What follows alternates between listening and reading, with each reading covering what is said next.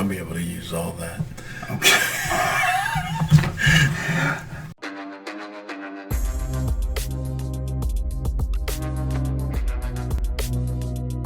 Okay. I'm recording. Go ahead. David, I'd like to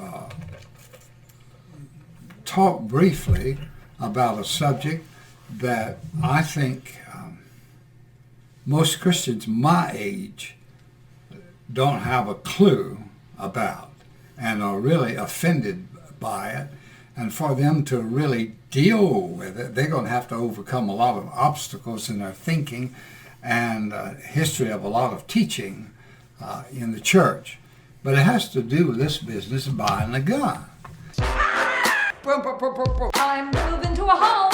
A funeral home. Now, let me read the scripture to you. In Luke 22:36, Jesus said, "But now whoever has a money belt is to take it along, likewise also a bag, and whoever has no sword to sell his coat and buy one." Now, I know there's the contrary teaching. Let's read it one more time. Okay. But now, whoever has a money belt is to take it along. Likewise, also a bag. Why a bag? I don't know. And whoever has no sword is to sell his coat and buy one. What's the bag about? I don't know. Okay. That might be translation, too. You know, whether it's an overnight bag, Yeah. or vanity Yeah. bag, or whatever.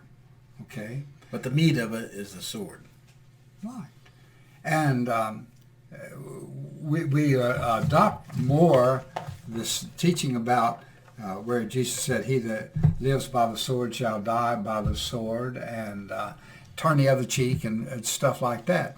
But Jesus also spoke about centurions who were strong in faith. In fact, the centurion Cornelius, that is, he was a professional soldier. And he was selected by the Lord to be the first recipient of the gospel in the Gentile world. That was Cornelius. And you need to... I Bless say you. you need to stop it for Bless a you. moment.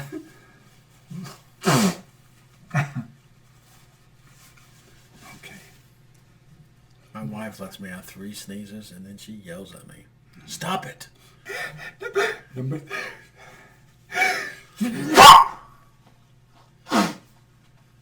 Number 3. Okay. All right. I'll be able to use all that. Okay.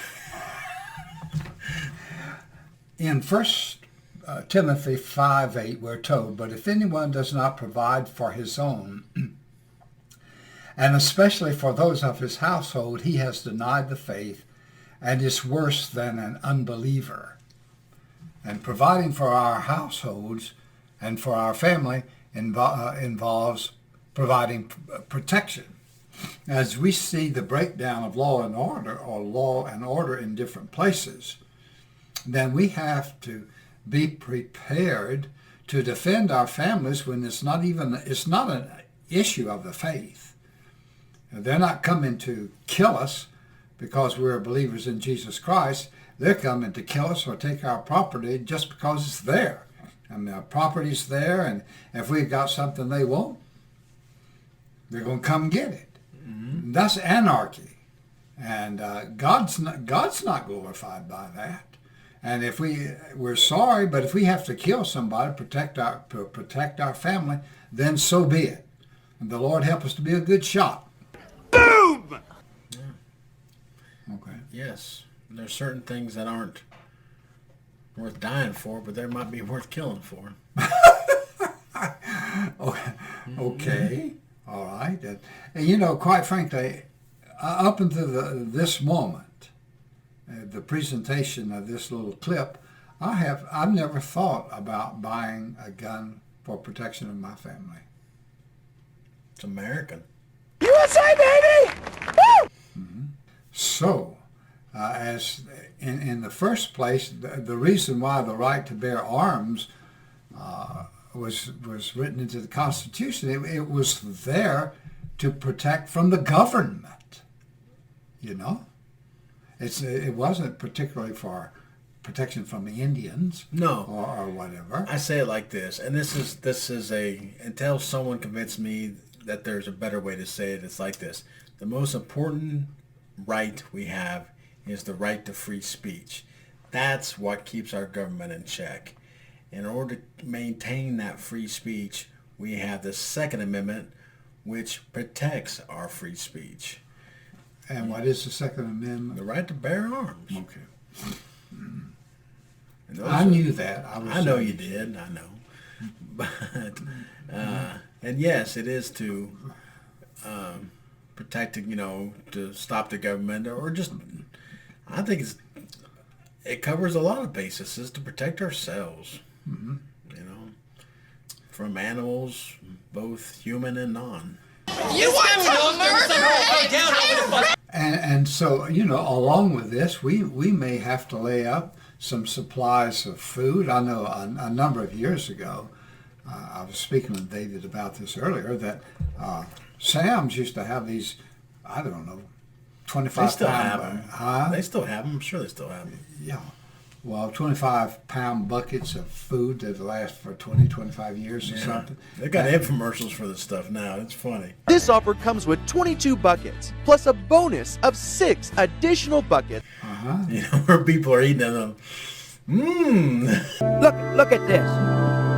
Boy, would I love to put my hands in there. The cheesy broccoli rice. Look at the broccoli in there. Oh. My.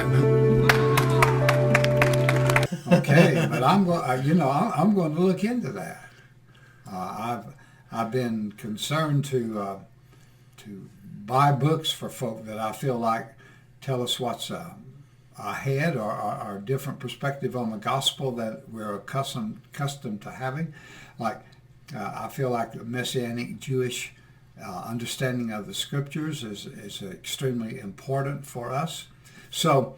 Anyway, and I've been buying some of those books. Well, I think this is the time to not buy books anymore, but to really apply what those books said into real things, like maybe buying some guns and buying some food and buying some land and checking out the best places to defend yourself are. Okay. And not that you stop buying books. But it's like, I know, I'm glad y'all hand out books, but it might be time to start handing out some guns. These books, they're good, but we can use them for flame, for fire, for to keep us warm. Now, I would think that's a purely secular approach to dealing with. No, I don't mean that. I just mean I think we're always planning for the future, waiting for this time. Well, the time it's here, brother. It's on the doorstep. Whether you want it to be or not, you still want to start doing stuff. No, it's time to act. And for those of you who are viewing this out there, that you may need to consider. Okay, are these guys crazy, or do we need to think about purchasing a gun to protect our family? And then furthermore, do we need to start making provision for our family, storing away some food, not just for us, but maybe for some neighbors or some friends or something of this nature? Yeah, and we're not talking about the Antichrist. And his forbidding you to buy and sell if you don't have the mark of the beast. I think this is between now and then. It will be kind of a trial run for us. I'm an optimist, and I know I'm on the right side when it comes to this kind of stuff, particularly, talking about Civil War and stuff like that. And I'm not that overly concerned about it. I know how many of my family and friends has guns, and not just a little bit. I mean a lot of guns. One of them could probably take down 50 of these she-males or whatever they are that are the Antifa things. Don't touch her. It's all good. Don't touch her. Let her attack you. Let her attack you. Let her attack you. Let her attack you. It's all good. You want to murder? It's all good. They're not going to be too much of a problem. But, you know, you just want to be prepared that, you know, I don't think it'll be a short-lived revolution or civil war. I'm an optimist, though. Okay. But yes, but by all means, buy guns, because I think it's not going to be a situation where it's going to, you know, we're all going to be standing in line and we're going to form an army. It's just going to all of a sudden there's somebody right out here who's wearing black. There might be 3 or 4 of them, and they're coming in to if you're an older gentleman or older woman, they could overpower you in a hurry. Mm-hmm. Even if you're a younger man, they could overpower you. So we are going to need to have some friends, and we trust the Lord for His protection. But you know, I remember David said at one point he was for peace, but his neighbors were for war.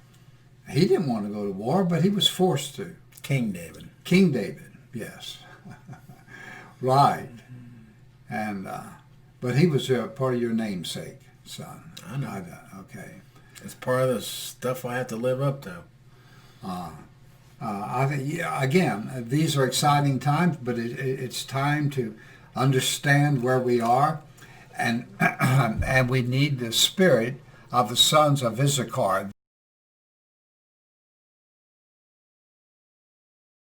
I still know what Actions. I don't know what that means.